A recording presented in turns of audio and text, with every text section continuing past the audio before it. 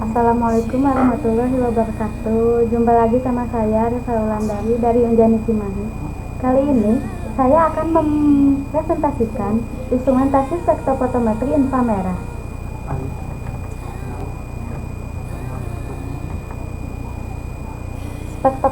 Spektroskopi inframerah merupakan salah satu alat yang banyak dipakai untuk mengidentifikasi senyawa, baik alami maupun buatan. Suatu kendali yang menyulitkan dalam mengidentifikasi senyawa dengan inframerah adalah tidak adanya aturan yang baku untuk melakukan interpretasi spektrum. Karena kompleksnya interaksi dan vibrasi molekul dalam suatu senyawa dan efek-efek eksternal yang sulit dikontrol, seringkali prediksi teoretik tidak lagi sesuai. Pengetahuan dalam hal ini sebagian besar diperoleh secara empiris dan pengalaman. Spektroskopi inframerah merupakan suatu metode yang mengamati interaksi molekul dengan radiasi elektromagnetik yang berada pada daerah panjang gelombang 0,75 sampai 1000 ohm atau pada bilangan gelombang 13.000 sampai 10 cm pangkat min 1. Radiasi elektromagnetik dikemukakan pertama kali oleh James Clerk Maxwell yang menyatakan bahwa cahaya secara fisik merupakan gelombang elektromagnetik. Artinya, mempunyai vektor listrik dan vektor magnetik yang keduanya saling tegak lurus dengan arah hambatan.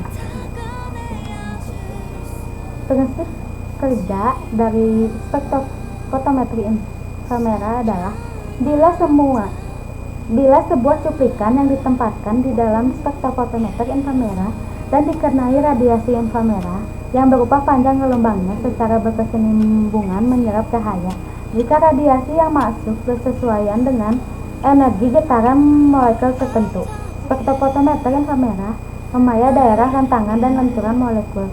Penyerapan radiasi dicatat dan menghasilkan sebuah spektrum inframerah. Hadirnya sebuah puncak serapan dalam daerah gugus fungsi sebuah spektrum inframerah hampir selalu merupakan petunjuk pasti bahwa beberapa gugus fungsi tertentu terdapat dalam senyawa cuplikan. Demikian pula, tidak adanya puncak dalam bagian tertentu dari daerah gugus fungsi sebuah spektrum inframerah biasanya berarti bahwa gugus tersebut menyerap pada daerah itu tidak ada. Komponen spektroskopi inframerah. 1. Sumber radiasi harus menghasilkan radiasi inframerah. Tidak bisa menggunakan gelas ketika menyerap radiasi inframerah. Yang kedua, detektor. Tipe utama spektroskopi IR yaitu detektor panas, termokopler atau bolometer, detektor fotokonduksi. Yang ketiga, sel sampel. Wadah sampel tergantung dari jenis sampel. Harus dibuat material transparan IR, pelet KBR atau NaCl. Yang keempat, monokromator. Bekas radiasi dari sumber terbagi dua, sebagian melewati sampel dan sebagian lagi melewati blanko atau referensi. Setelah dua bekas tersebut bergabung kembali, kemudian dilakukan ke dalam monokromator. Pada pemilihan panjang gelombang inframerah dapat digunakan filter, prisma atau grating. Yang kelima yaitu recorder. Signal yang dihasilkan dari detektor kemudian direkam sebagai spektrum inframerah yang berbentuk puncak-puncak absorpsi.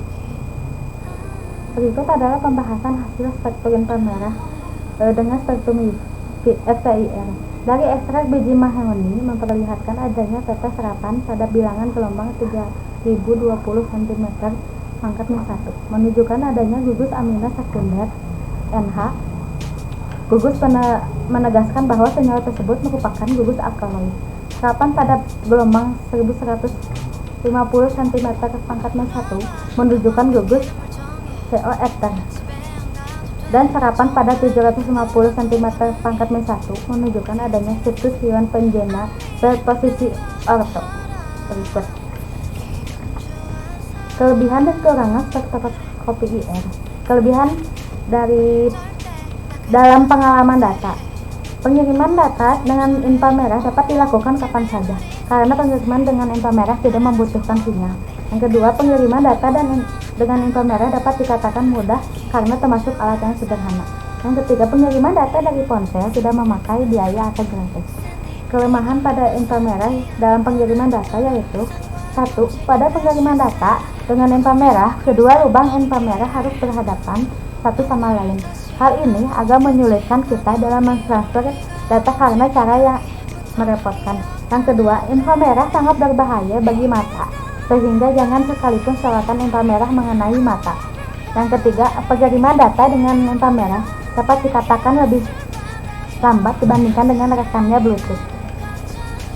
Berikut referensi jurnal yang saya ambil sama dengan spektrum UV, yaitu judul Isolasi dan Elucidasi Senyawa Alkaloid dalam Biji Mahoni Suetinia Mahagonizus dengan kelompok peneliti Mama Maslahat, Helen Luciana, dan Obi Parobi pada tahun 2012. Kesimpulan hasil dugaan sukses senyawa pada spektrum FTIR yaitu berdasarkan hasil uji dengan instrumentasi spektrofotometri UV, GCMS, inframerah, dan MMR, maka diperoleh hasil struktur yang diduga sangat kuat pada ekstrak biji mahoni dengan asam asetat. Dari hasil penelitian ini adalah 3,6,7 trimetoksi, 4 metil, 1,2,3,4 tetrahidro isoquinolin. Hal ini dikarenakan struktur di atas memiliki benzena gugus metoksi, amina sekunder, dan rantai. Berikut data pusat yang saya ambil. Terima kasih.